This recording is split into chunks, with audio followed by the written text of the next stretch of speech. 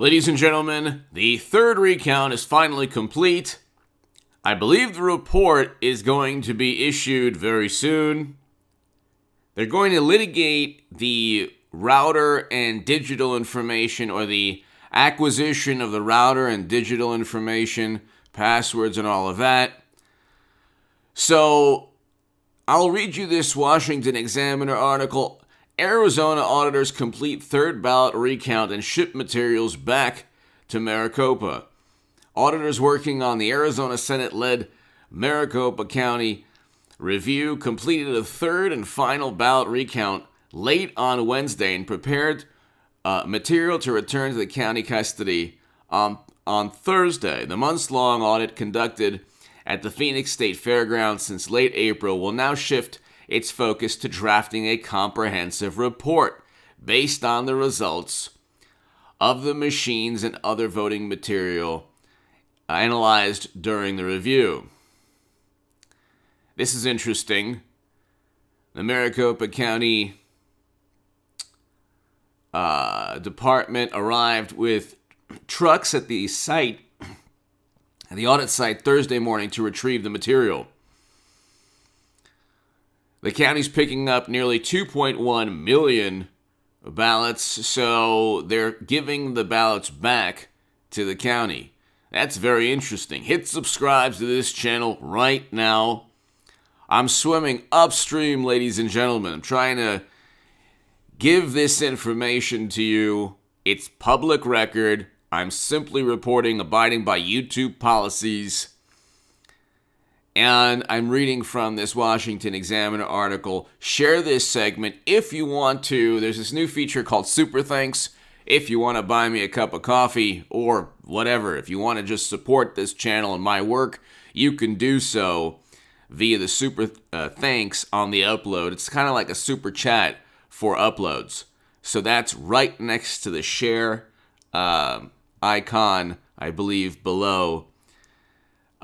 Right below the video. Arizona Senate President Karen Fann, who hired the Florida-based firm Cyber Ninjas to lead the audit, said on July 13th, the third recount was necessary because the initial audit numbers and the numbers certified by the county officials did not match. The move of materials away from the state fairgrounds comes one day after Cyber Ninjas CEO Doug Logan released a statement detailing the long-awaited list of donors for the audit, as a Republican-led Senate previously disclosed it would provide $150,000 for the audit effort, but did not reveal where external funding was coming from. So, it's interesting, too, the emphasis on funding. Nobody cared where the Steele dossier, nobody cared how the Steele dossier was purchased. It was the epitome of a conflict of interest. The dossier utilized by Bureau officials and Intel operatives was purchased by the DNC, the third-party tech firm that was utilized by the United States government, or the third-party tech firm outsourced by the DNC that gave the U.S. government its assessment that the Kremlin and Russia and Russian operatives infiltrated the DNC. That third-party tech firm was paid for by Democrats. So you have this conflict, these conflicts of interest, where media seems to overlook anything that might be detrimental to the interests of the Democratic Party in terms of conflicts of interest, and focus on bias or conflicts of interest when it's Republicans, or I should say, when it pertains to President Trump. You have also, it's interesting. You have this bill. I'll go ahead and talk about it in another segment. I'll have a live stream later tonight by around 10 p.m. Pacific, and I'll have uploads throughout the day. But you have a bill out where the funding for art sales has to be disclosed. So this is a Trump aligned Republican representative who because of Hunter's art sale, where he can get $500,000 magically appearing in his bank account without anyone finding out who the art buyer is, we have the need for this type of transparency. But see, again, the double standard is unbelievable. We can go on forever. They would never allow Eric Trump or Donald Trump Jr. to sell a painting that they made for $500,000 without disclosing who the painting's going to.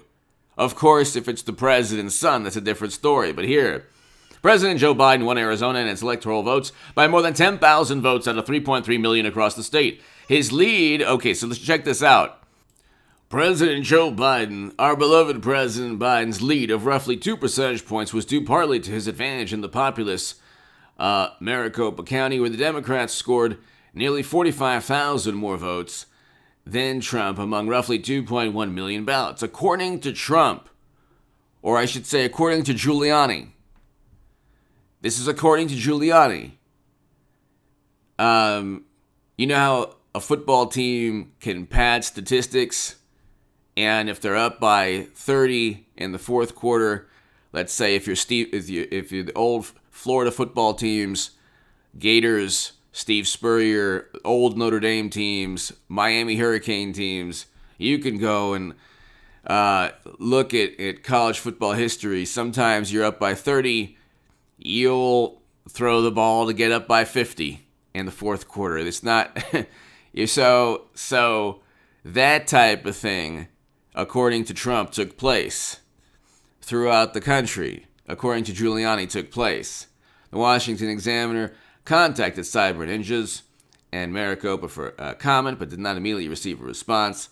So there's one of two things that are going to happen. They're either going to come out with an interim report or a report very soon, where they'll say, here's the number that we've derived, but we can't rule out, this number. I don't know if there's going to be a discrepancy large enough to justify different for Cyber Ninjas or Arizona Republicans to allude to different result outcomes, to where the Orange Menace, in their view, actually took the state. I think that what they might do is say, okay, here's a discrepancy, and if you extrapolate that to other counties, if this type of clerical or human error or anomaly took place throughout every county, then it's likely that the Orange Menace could have overtaken our beloved President Biden. See, the issue is not if the Maricopa goes to the Orange, the issue is not. Biden could very well, within this recount, the numbers could say President Biden won that county. Okay, what Cyber Ninjas and Republicans could say is, well, by not by the margin that's the official margin according to their recount. If you then extrapolate the difference that perhaps they find within that specific county to the rest of the state, you then could derive a different number from the official number, according to Trump or Republicans or Cyber Ninjas. They also could say, look, we don't have the router information, and we don't have other information. We don't know. I mean, this is a big deal. This is the big issue, and this is what they should have litigated in the first place. The issue is the ballots that were received from addresses or from locations that Cyber Ninjas or Republicans couldn't verify, through the post office. That is also another issue for Republicans. I am not saying that any widespread misconduct took place. I'm simply reporting from what the Arizona what the Washington Examiner article talks about. Hit subscribe to this channel right now if you enjoy my work. If you enjoy this segment, there's a super thanks button if you want to support my work further. Thank you so very, very much.